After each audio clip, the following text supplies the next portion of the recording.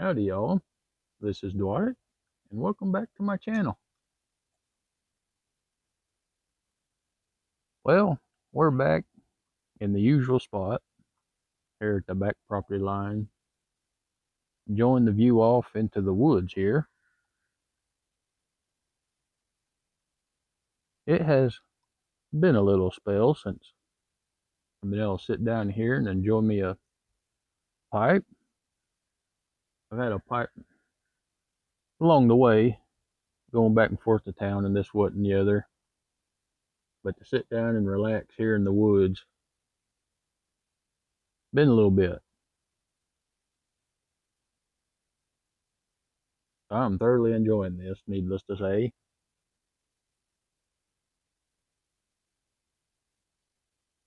Well, to start off with, I want to give a very special shout out and thank you to Double O Pipe. I will, of course, have him linked down below. Um, he is a bit of an artist, let me tell you. They're on the old social media pages. Now I'm friends with him. And it was actually David Central Cow Piper that tagged me because I hadn't noticed the post he did. And I'll tell you what, if he hadn't painted a little, what would you call it? It ain't a sketch because it's paint, but you know, a little illustration or what have you, um, of me smoking a pipe. Oh, wow. And he did a fantastic job with it. And then on top of that, he so kindly mailed it to me, which was totally awesome. Um, Unfortunately, the old postal service, well, Nashville and specifically, they like doing it every now and then. You'll get something other on the way and it goes to Nashville and they'll just kick it off to some random city off somewheres in some other state. And unfortunately, that happened to that picture that he was sent me. So it took an extra week or something another longer than it should have, but it did arrive and thankfully safely. Um, so I'm going to insert a picture here and let y'all take a look at what he did.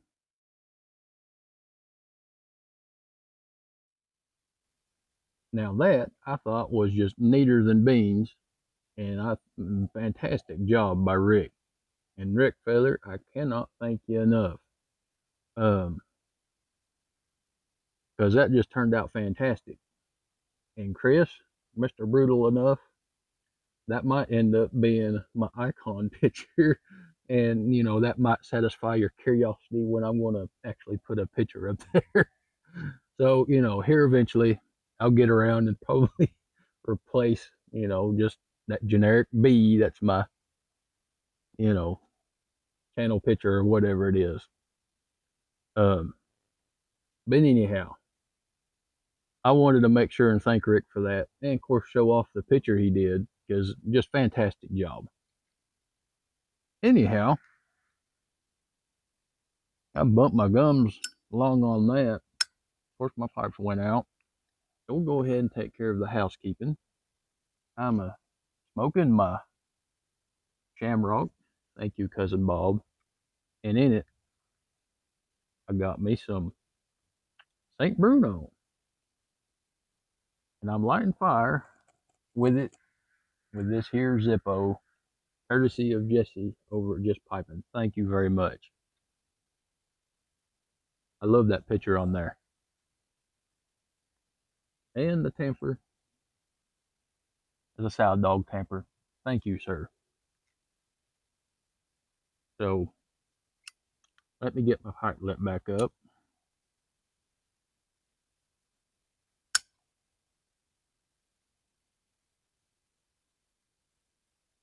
This is some good stuff, let me tell you.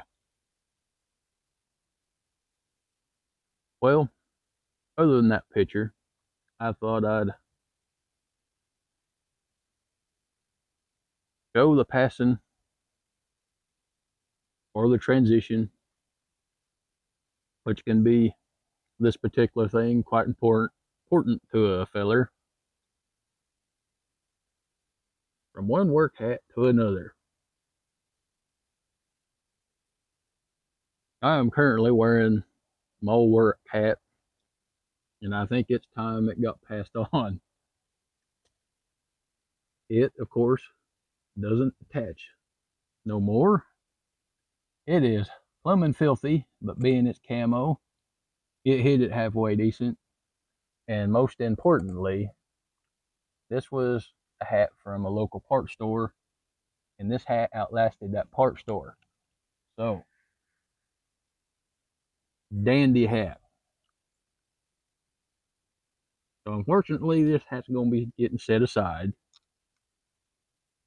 because it has seen many a mile and much wear, a lot of sweat, and even some poison ivy oil on the inside of the brim. You know, not washed one time. It's a work hat. Okay, man, we go on to what's my new work hat going to be. Well, let's set a few ground rules. As you know, there's got to be ground rules for a hat, a work hat in particular.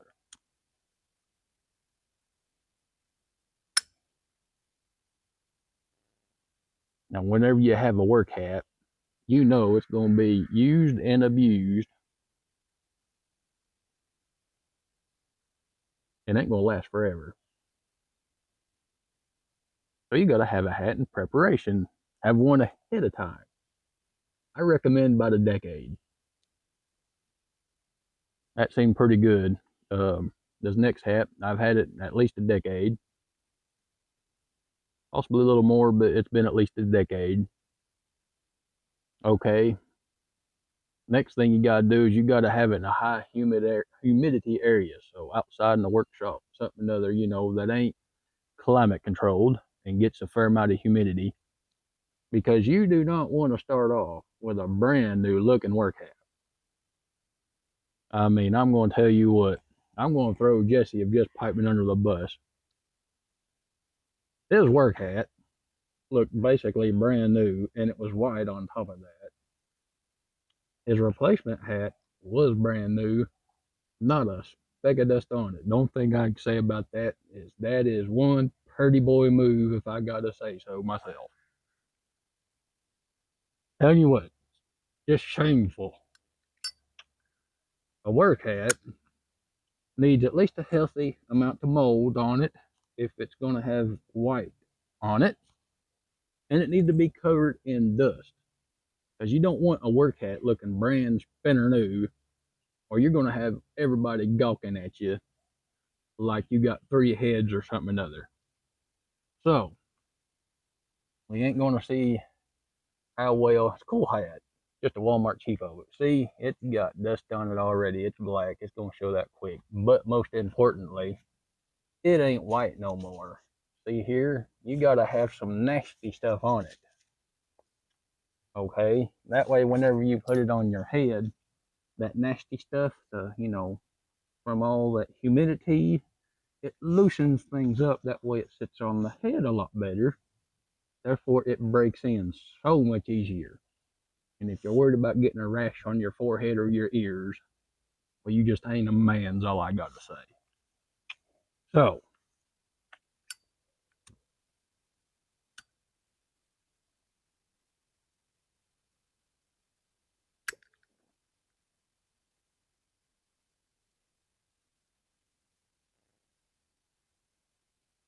very unpopular opinions, I'm sure, but somebody had to say it. And if everybody thinks I'm being serious, well, something's wrong with you. It just so happened to be I had this hat. It just so happened to be in that condition. But it's a work hat.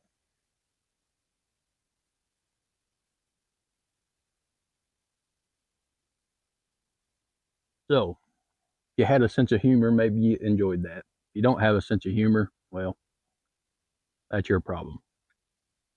But I will go ahead and leave y'all with that. I'm going to sit here and finish enjoying the St. Bruno and this lovely shamrock pipe.